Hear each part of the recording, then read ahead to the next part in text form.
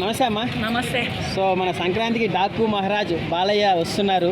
డాకు మహారాజ్ ఇప్పటి సమరసింహారెడ్డే కానీ, ఒకప్పటి నరసింహానాయుడే కానీ, వీళ్ళని ఒకప్పటి చెన్నకేశవరెడ్డే కానీ వీళ్ళని మించిపోయి ఉన్నట్లుగా ఉందన్నమాట.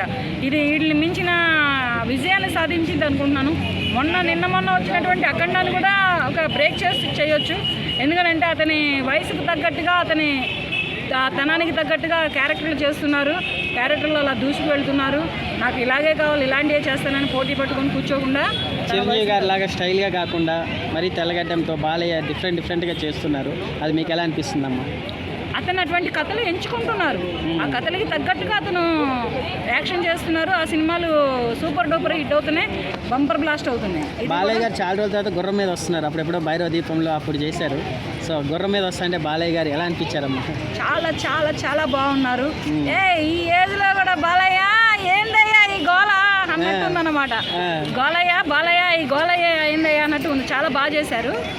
చూడాలి. ఇక సినిమా రేపు సంక్రాంతికి రిలీజ్ ఉన్నాయి. మరి ఇవి ఒకదానిని మించి ఒకటి పోటీ పడి వస్తున్నాయి. మరి ఇవి 3 కూడా హిట్ అవుతాయి. ఈ 3 కూడా హిట్ కొడతారు.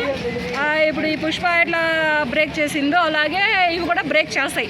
ఒకదానిని మించి ఒకటి ఉన్నాయి కనుక ఈ స్టోరీలే కానీ ఇవే కానీ బ్రేక్ చేస్తాయి.